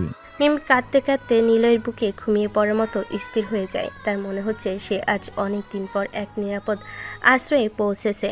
নিলয় তার বোনের ফ্যাকাশে আর ক্লান্ত মুখটার দিকে তাকিয়ে থাকে। মিমকে নিয়ে ঘর থেকে বের হয়। নিলয় যখন মিমের হাত ধরে বেরিয়ে আসছিল, তখন চারপাশে মেয়েরা তাকিয়ে দেখছে।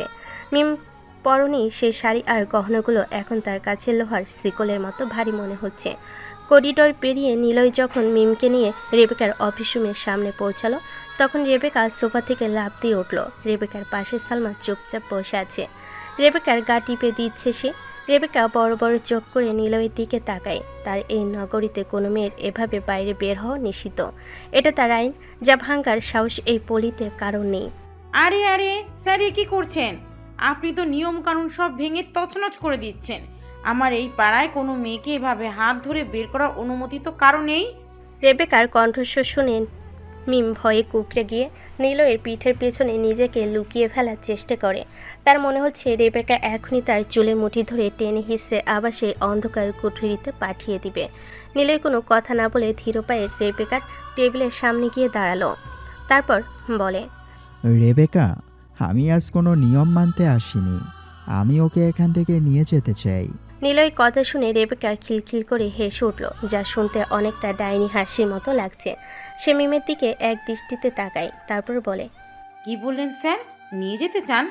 এই মাগিরে আপনার এত পছন্দ হয়েছে, তা এক রাতের জন্য এত মায়া কেন স্যার? মন চাইলে রাতটা এখানেই কাটান না। ভিআইপি রুম তো আপনার জন্যই সাজানো। আর যদি খুব বেশি শখ হয় তবে কাল সকালে নিয়ে গিয়ে বিকেলেই ফেরত দিয়ে যাবেন। কিন্তু একেবারে নিয়ে যাওয়ার কথা এই রেবেকার ডিকশনারিতে নেই। শব্দটা উচ্চারণ করার সাথে সাথে নিলয়ের মাথায় রাগ উঠে যায়। তার নিজের বোনকে এক নারী এভাবে গালি দিচ্ছে, এটা সহ্য করার ক্ষমতা তার নেই। সাথে সাথে নিলয় তার কোমরের হোলিস্টার থেকে কালো রঙের গ্লোক পিস্তলটা বের করে এক ঝটকায় সে টেবিলের উপর ঝুঁকে পড়ে পিস্তলের নলটা রেবেকার কপালে ঠেকিয়ে ধরল। লোহার স্পর্শে রেবেকার হাসি মুহূর্তে মিলিয়ে যায়। সালমা ভয়ে সোফার কোণে কুঁকড়ে গেল, তার চোখ সানা বড়া। টাকা দিয়েই ওকে আমি কিনে নিয়ে যেতে চাই রেবেকা, কিন্তু তুই যদি এর পরেও আর একটাও বাজে শব্দ উচ্চারণ করিস, তবে এই পিস্তলের বুলেট তোর মগজ দিয়ে বেরিয়ে দেওয়ালটা লাল করে দেবে। তুই থাকবি না, তোর এই বেশ্যাপল্লীও থাকবে না, বুঝেছিস? আমি সেকেন্ডের মধ্যে এই পুরো এলাকা জ্বালিয়ে ছাই করে দিতে পারি। এবার সোজা কথায় উত্তর দে, কিয়াস কুত্তার বাচ্চার কাছ থেকে কত টাকা দিয়ে কিনেছিস ওকে? রেবেকা ভয়ে একটা বড় ঢোক গেল। সে বহু বছর ধরে এই অন্ধকার জগৎ চালায়, অনেক গুন্ডা মাফিয়া দেখেছে, কিন্তু নীলের চোখের ভেতর সে আজ মৃত্যু দেখছে। তা আগে কখনো দেখনি। তার হাত পা কাঁপছে। সে টেবিলে পড়ে থাকা মোবাইলটা নিয়ে সিকিউরিটি ডাকার সাহসটুকুও পাচ্ছে না। স্যার, রাগ করবেন না। কিয়াস ওকে আমার কাছে 4 লাখ টাকায় বিক্রি করেছিল। আমি তো শুধু ব্যবসা করেছি স্যার, আমার তো কোনো দোষ নাই। নীলই পা হাত দিয়ে পকেট থেকে 4 লাখ টাকার বান্ডিল বের করে রেবেকার মুখের উপর ছুঁড়ে মারে। টাকাগুলো মেঝেতে ছড়িয়ে পড়ল। নীলই পিস্তলটা সরিয়ে নিয়ে মিমের দিকে তাকিয়ে বলে, চল মিম, এখান থেকে বেরিয়ে চল। নীলই হাঁটা শুরু করে, কিন্তু মিম নড়ছে না। সে দাঁড়িয়ে এক দৃষ্টিতে সালমার দিকে তাকিয়ে। সালমা মাথা নিচু করে কাঁদছে। সালমার করুণ মুখটা দেখে মিমের বুক ফেটে যাচ্ছে। এই কয়েকটা দিনে সালমা তাকে মায়ের মতো, বন্ধুর মতো আগলে রেখেছে। সালমা না থাকলে মিম হয়তো অনেক আগে আত্মহত্যা করতে পারত। কি হলো মিম, দাঁড়িয়ে আছিস কেন? চল। ভাইয়া, এখানে একটা আপু আছে, আমি একা যাব না। আমি সালমা আপুকেও সাথে নিতে চাই। আপু, যাবা আমার সাথে? তোমাকে ছাড়া আমার কেউ নেই যে আমাকে বুঝবে। তুমি তো আমার বন্ধুর মতো ছিলে। ভাইয়া, ওকে কি ফেলে যাবো আমরা? ও তো মরে পৌঁছে যাবে এখানে। প্লিজ ওকেও নিয়ে চলো না। মিমের অনুরোধ শুনে নীলয় থামে। সে সালমার দিকে তাকালো। সালমার চোখে এক অদ্ভুত প্রত্যাশা আর ভয় দেখতে পায়। সে ভাবতে পায়নি এই নরক থেকে বের হওয়ার কোনো রাস্তা তার জন্য কখনো খুলবে। নীলয় আবার রেবেকার দিকে ফিরে বলে, এই রেবেকা, ওই মেয়েটার দাম কত? বল জলদি। রেবেকা দেখলো আজ তার কপাল ভালো। সে ভাবলো এই সুযোগে কিছু টাকা হাতিয়ে নেওয়া যাক। যদিও সে জানে নীলয়কে বেশিক্ষণ খেপানো ঠিক হবে না। ওর দাম বেশি না স্যার, ও পুরনো হয়ে গেছে। 50,000 টাকা দিলেই ওকে দিয়ে দেবো। নীলয় আর কোনো কথা না বলে পকেট থেকে আরও কিছু নোট বের করে রেবেকার টেবিলে ছুঁড়ে দেয়। তারপর সে মিম আর সালমার দিকে তাকায়। নীলয় মিমের হাতটা শক্ত করে ধরল আর অন্য হাতে সালমার হাতটা টেনে ধরে। নীলয় দুই পাশে 2 নারী, একজন তার নিজের বোন আর একজন তার বোনের দুদিনের সহযাত্রী। তিনজনে যখন রেবেকার অফিস থেকে বেরিয়ে প্রধান গেটের দিকে হাঁটতে শুরু করে, তখন মিম সালমার কানের কাছে মুখ নিয়ে ফিস ফিস করে বলে, সালমা আপু, বলেছিলাম না আমার ভাইয়া আসবেই। দেখেছো তো, আল্লাহ আমাদের দোয়াও শোনে। উনি কাউকে ফিরিয়ে দেন না যদি কেউ মন থেকে ডাকে। মিম, চুপ কর, একদম কথা বলবি না, শুধু আমার সাথে চুপচাপ চল। নীলয়ের কথা শুনে মিম চুপ হয়ে যায়। গেটের পাহারাদার অবাক হয়ে তাদের দিকে তাকাচ্ছিল, কিন্তু নীলয়ের হাতের পিস্তল দেখে কেউ বাধা দেওয়ার সাহস পায় না। পাহাড়ের চূড়ায় বাগান বাড়ির গেটের দরজায় নীলয় বাইক নিয়ে বসে আছে। এরিয়ার চারিদিকে পাইন গাছের সারি। নীলয়ের চোখে মুখে কোনো উত্তেজনা নেই, বরং এক গভীর তৃপ্তির ছাপ। ঠিক সেই মুহূর্তে কালো জিপ এসে থামলো ওর সামনে। গাড়ি থেকে নামলো সেই রহস্যময়ী নারী, মিস ভ্যানেলা। তার পরনে পিঙ্ক লেদার জ্যাকেট, মুখে মাস্ক আর চোখে সেই চিরচেনা খুনের চাহনি। পিছনে লোকেরা আছে। নীলয় বাইক থেকে না নেমে পকেট থেকে একটা চুইংগাম বের করে মুখে দিল। তারপর খুব শান্ত গলায় বলে, আরে ভ্যানেলা, এত লেট করে আসলে কেন? তোমার জন্য সেই কখন থেকে অপেক্ষা করছিলাম। ভ্যানেলা থমকে দাঁড়ালো। সে ভাবতে পারেনি নীলয় এভাবে তাকে অভ্যর্থনা জানাবে। সে তার কোমরে হাত রেখে বলল, তুমি এখানে কেন? আর তুমি কে? ডেভিল কোথায়? তাকে আসতে বলো, আমার পাওনা মিটিয়ে দিতে হবে। নীলয় হঠাৎ হো হো করে হেসে উঠল। কিছু সময় পর হাসি থামিয়ে নীলয় বাইক থেকে নামে এবং ধীর পায়ে ভ্যানেলার দিকে এগিয়ে গেল। আরে নাটক বন্ধ করো তো অরণ্যা, এবার নিজের মুখ থেকে ওই মাস্কটা খোলো। আমি জানি তুমি সেই লেডি মাফিয়া ভ্যানেলা, আর তোমার বাবাই পেছন থেকে তোমার এই বিশাল গ্যাংকে সাপোর্ট দেয়, তাই না শ্বশুরমশাই? নীলয়ের কথা শেষ হতে না হতেই আড়াল থেকে অর্ক, সিয়াম আর মাসুম বেরিয়ে আসে। তাদের মাঝখানে স্বরাষ্ট্রমন্ত্রী আলতাফ চৌধুরীও আছে। ওনার মুখে কোনো বিস্ময় নেই, বরং এক গর্বের হাসি। ভ্যানেলা কিছুক্ষণ স্তব্ধ হয়ে দাঁড়িয়ে রইল। তারপর ধীর হাতে নিজের মুখের মাস্কটা খুলে ফেলল সে। মাস্কের আড়াল থেকে বেরিয়ে এলো অরণ্যার সেই মায়াবী মুখ। তারপর বলে, ওহ, তাহলে তুমি সব জানতে ইচ্ছে করেই আমার সাথে এই দিনগুলো মাইন্ড গেম খেললে, তাই না? কিন্তু কিভাবে চিনলে আমাকে? আমার ছদ্মবেশ তো নিখুঁত ছিল। তুমিও তো জেনেছিলে আমি সেই ডেভিল, আমি নিলয়। তবে তুমি কিভাবে জেনেছিলে আমাকে বলি। সেদিন যখন তুমি ডাকলে তোমার বাবার সাথে দেখা করানোর জন্য হাসপাতালে, আমিও হাসপাতালে গেলাম। সবশেষে রেগে আমি কেবিন থেকে বারান্দায় এসে ফোনে চিৎকার করে কথা বলছিলাম কিয়াসকে মারার পরিকল্পনা আর আমার পিস্তলের কথা বলছিলাম। তুমি আড়ালে দাঁড়িয়ে সবটা শুনে ফেলেছিলে, তাই না? অরণ্যা একটু হাসলো। সে আলতাফ চৌধুরীর পাশে গিয়ে দাঁড়িয়ে বলে, হ্যাঁ, আমি সেদিন তোমাকে ডাকার জন্য রুম থেকে বের হয়েছিলাম। দেখি তুমি ফোনে খুব জোরে কথা বলছো। কথাগুলো শুনে আমি থমকে যাই। তখনই বুঝতে পারি এই হাবাগোবা ছেলেটা আসলে সেই হ্যাকার মাস্টার যে আমার বাবার সিস্টেমে হানা দিয়েছে, সোনার বারগুলো হাতিয়েছে। বাবাকেও বলেছিলাম সেদিনের পর সবটা। বাবা জানে তুমি সেই ডেভিল। হ্যাঁ তাই তো, তুমি কিয়াসকে মারলে, তাই না? যাতে তুমি কনফার্ম হতে পারো যে আমি রিয়্যাক্ট করি কি না। তবে অরণ্যা, আমি তোমার সত্যটা জেনেছিলাম আরও অনেক আগেই। যেদিন কাব্য রাস্তার পাশে তোমাকে টিজ করছিল, তোমার হাতে আর কপালে ব্যান্ডেজ ছিল, অথচ তার আগের রাতে যে পুলিশ ভ্যানেলাকে ধরার চেষ্টা করেছিল এবং ভ্যানেলা পালিয়ে যাওয়ার সময় কপালে চোট পায়, ভ্যানেলার কপাল ফেটেছিল, অরণ্যার নয়। কিন্তু ভ্যানেলার ব্যান্ডেজ অরণ্যার কপালে কেন? এরপর থেকেই তোমার পিছনে লোক লাগিয়ে রাখি, তোমার আসল কাহিনী জানতে পারি। তারপর থেকেই তো খেলাটা জমিয়ে তুলেছি। অরণ্যা এবার নিলয়ের একদম কাছে এসে দাঁড়ালো। দুজনের মাঝখানে মাত্র কয়েক ইঞ্চি দূরত্ব। তাহলে তুমি জেনেই গিয়েছিলে যে তোমার সাথে থাকা সাধারণ মেয়েটা আসলে শহরের আন্ডারওয়ার্ল্ডের লেডি মাফিয়া? অবশ্যই।